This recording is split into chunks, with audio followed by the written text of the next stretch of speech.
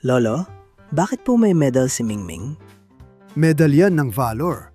Nakahuli kasi siya ng daga sa kusina. Valor po?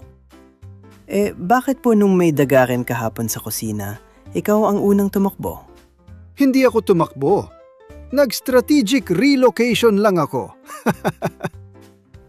Bakit po ba mahilig manghuli ng daga ang mga pusa? Yan ang aalamin natin na yon. Bakit nga ba mahilig manghuli ng daga ang pusa? Alamin dito sa The Taglish Explainer. Ang topic na ito ay mula kay @Peppermint Zero. Salamat sa suggestion mo. At sa mga estudyante ko sa Lubao, Pampanga, salamat sa pag-attend sa klase ko. Magandang araw sa inyong lahat. Ako si Professor Ipaliwanag ng University of Life. At ngayong araw, sasagutin natin ang isang tanong na mas mabilis pa sa daga sa ilalim ng ref. Bakit nga ba mahilig manghuli ng daga ang mga pusa? Akala ng iba, simple lang ang sagot. Gutom sila. Pero kung may pusa ka sa bahay, alam mong kahit kakakain lang nila ng premium tuna na mas mahal pa sa ulam mo, handa pa rin silang umatak kapag may kumaluskos. So clearly, hindi lang ito tungkol sa sikmura. Ang sagot ay nasa biology, sa evolution, at sa natural instincts na mas matanda pa sa luma mong Nokia. Kung babalikan natin ang kanilang ninuno, ang African wildcat. Dito nagsimula ang kwento.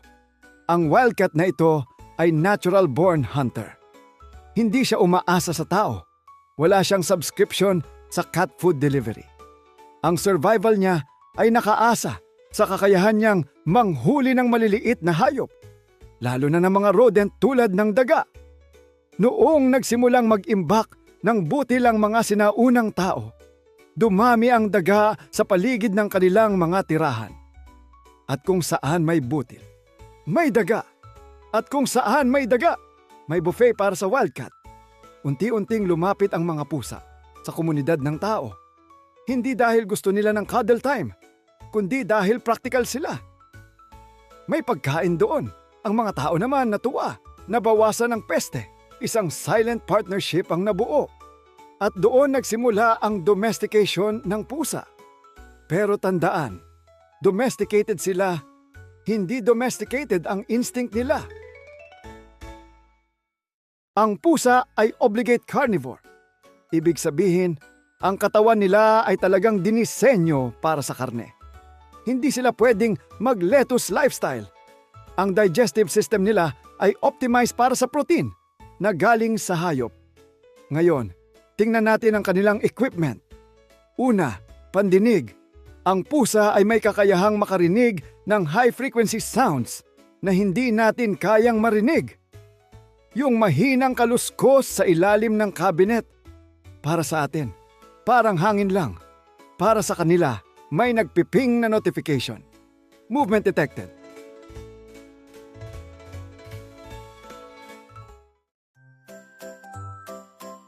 Pangalawa, paningin.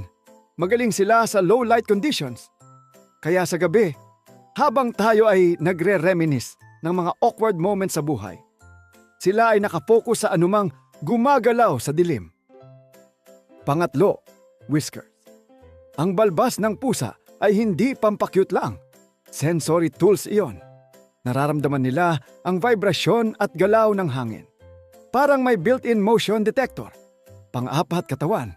Flexible, tahimik, at explosive ang galaw.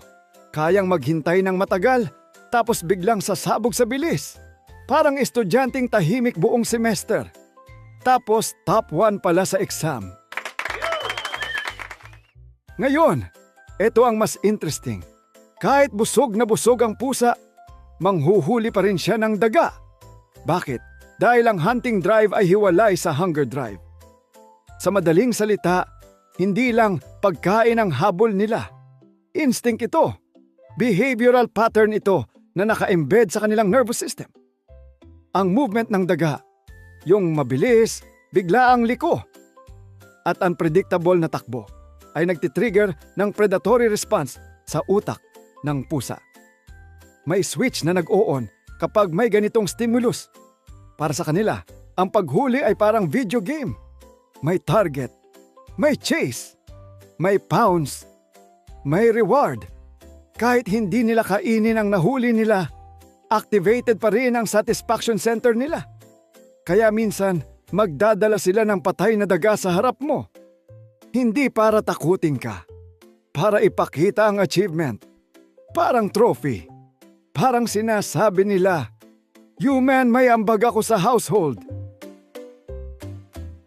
Mapapansin ninyo, kahit kuting pa lang, nang-aambush na ng tsinelas, daliri, o gumagalaw na tali.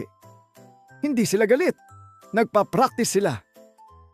Sa wild, tinuturuan ng pusa ang kanyang mga anak kung paano manghuli. Minsan, mag-uuwi siya ng prey para matutunan ng mga anak niya ang tamang teknik. Step by step ang training. Paano mag-stalk? Paano maghintay? Paano tumalon? Practice makes perfect. Kaya hindi nakakagulat na kahit indoor cat na hindi pa nakakakita ng tunay na daga, marunong pa rin silang mag-pounce. Nasa blueprint na nila iyon. Kahit may sariling higaan, may automatic feeder, at may Instagram account pa, ang pusa ay may ancient software na tumatakbo sa loob nila. Hindi nabubura ng aircon ang evolution. Hindi nababago ng wifi ang instinct. Sa urban settings, may mga pag-aaral na nagpapakita na ang domestic cats ay nakakahuli pa rin ng maliit na hayop kapag may pagkakataon. Kaya mahalaga ang responsible pet ownership. Pero tandaan, hindi sila kontrabida. Hindi sila cruel. Sila ay sumusunod lamang sa biological programming na hinubog ng libo-libong taon. May isa pang aspeto dito, mental stimulation. Ang panguhuli ay nagbibigay ng enrichment sa pusa. Kapag wala silang outlet para sa hunting behavior, maaari silang mabore. At kapag bored ang pusa, nagiging creative sila. Sinisira ang sofa. Inaatake ang paa mo sa ilalim ng kumot. Hinahabol ang multo ng 3:00 ng madaling araw. Kaya minsan, ang solusyon ay interactive toys. Feather wand, laser pointer, anything na gumagalaw para ma-channel ang kanilang predatory instinct sa safe na paraan. Sa huli, bakit mahilig manghuli ng daga ang mga pusa? Dahil iyon ang disenyo nila. Iyon ang bunga ng evolusyon. Iyon ang kanilang papel sa mahabang kwento ng kalikasan. Habang tayo ay nagugulat sa maliit na anino sa sahig, ang pusa ay nakakakita ng opportunity. Habang tayo ay sumisigaw, sila ay nakafocus. Tayo, may choice kung susundin ang instincts natin o hindi. Ang pusa, tapat sa likas niyang pagkatao. Pagkakapusa. Ako si Professor Ipaliwanag ng University of Life.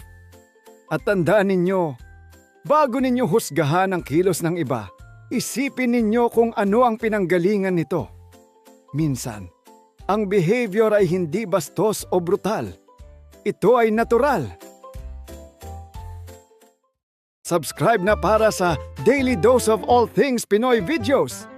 Ako si Prof. Ipaliwanag and this is the Taglish Explainer Channel.